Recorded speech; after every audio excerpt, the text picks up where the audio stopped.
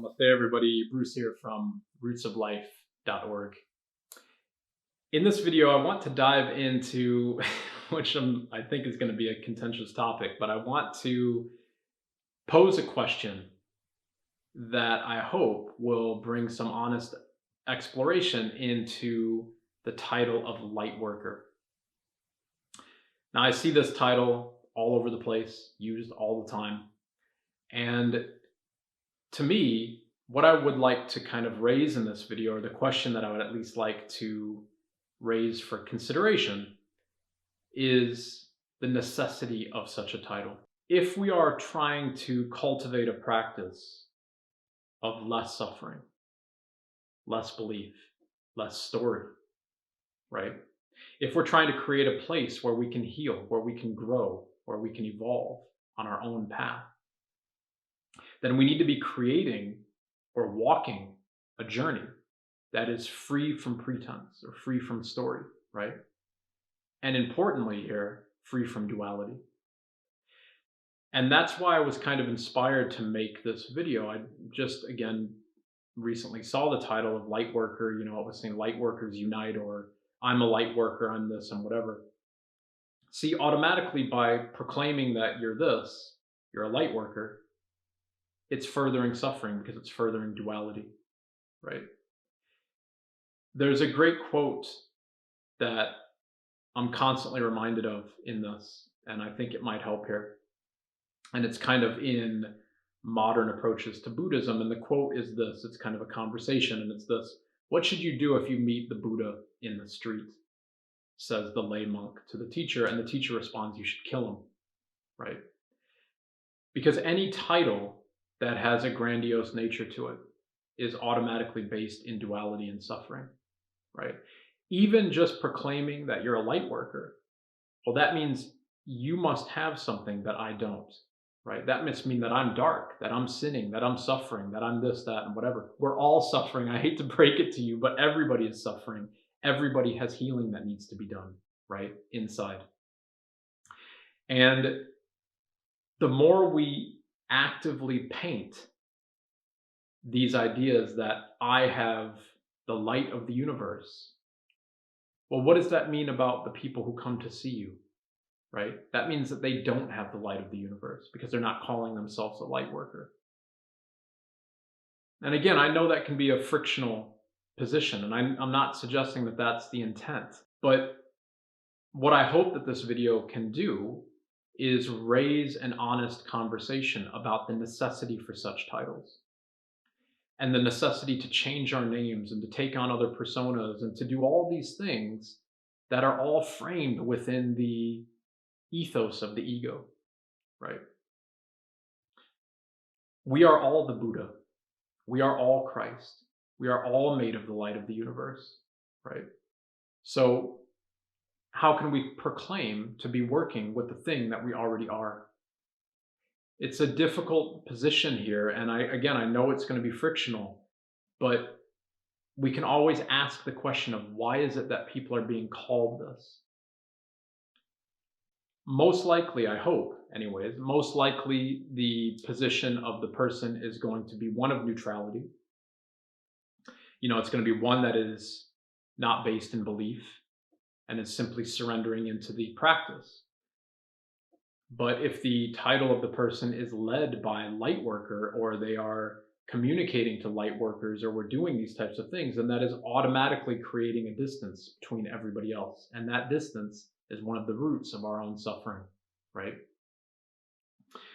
Now, to be very clear on this and very fair, I have the same struggle with even the title of things like Reiki Master or Yoga Teacher or Breathwork Facilitator. Because how can I be a master of Reiki, which is the energy of the universe? That would mean that I'm the master of the universe. Well, sure, but not, right? These things, like, there's a lot of ego and pretense in these titles. How can I be a yoga teacher when yoga is a 6,000 plus year old practice? How can you become a teacher of something that's so ancient and steeped in so much tradition? And yet, for me, for instance, I studied it for 250 hours for 1 full month. Now, I learned a lot about the practice of yoga. That's no doubt, right? And I'm certified to teach it. There's no doubt about that, right? But am I constantly growing with yoga? Am I constantly growing with Reiki? Am I constantly growing with breathing and meditation and psychedelics and everything else that I do? Yeah, I'm working on myself all the time, right? By myself, alone, at night, in the dark, whatever it takes for me to isolate all distraction and turn inward, right? And I think that's a super important component of the title of teacher, to be able to constantly learn yourself before you teach others, right? The idea of teaching, though, to me, or for instance, like a Reiki, what I most often call myself as a Reiki practitioner, right?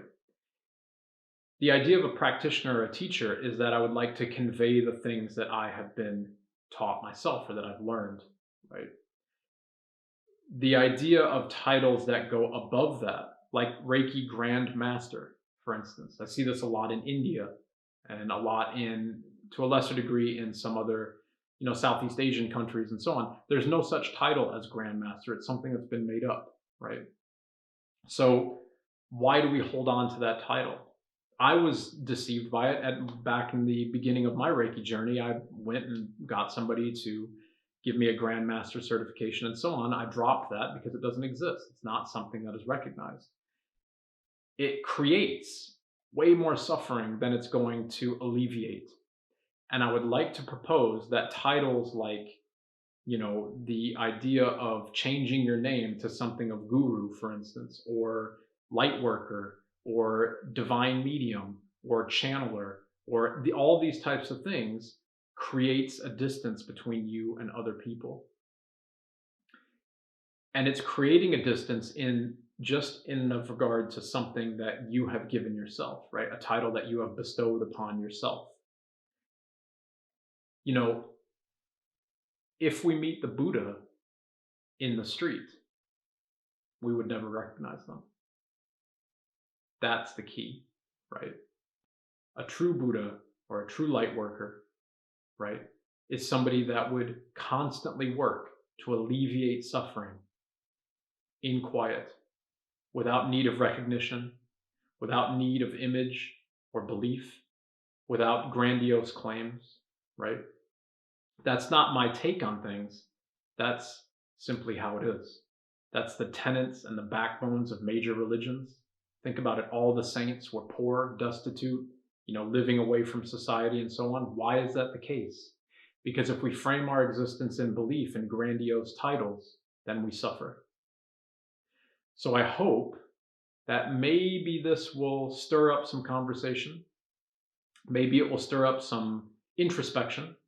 It's in no way I'm not trying to criticize anybody. I'm just stirring the pot a little bit and hopefully giving an anchor point here to maybe look at your own journey and your own self, much the way as I had to do. Again, I want to be totally clear. Like, I used to call myself some of these things, and I had to recognize that they were simply just my ego.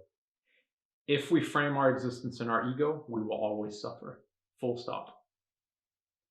So let me know how you found this video. I mean, I know I'm kind of kicking a hornet's nest here potentially a little bit, so let me know in the comments below what your thoughts are. Again, there's no criticism to anybody. It's not an attack on anybody. It's just questions to ask and to reflect on yourself. You don't have to resonate with them. You don't have to think that it's correct or anything, but that's not what I'm asking. Simply just asking the question of the necessity of a title, right? And what is the real backing behind that title. So I'm looking forward to your comments. As always, I really do appreciate the support of my channel here on YouTube. If you haven't yet subscribed, please consider. And if you do subscribe, please hit that notification bell so that you get notified each and every Sunday when I release more content on Reiki and holistic wellness.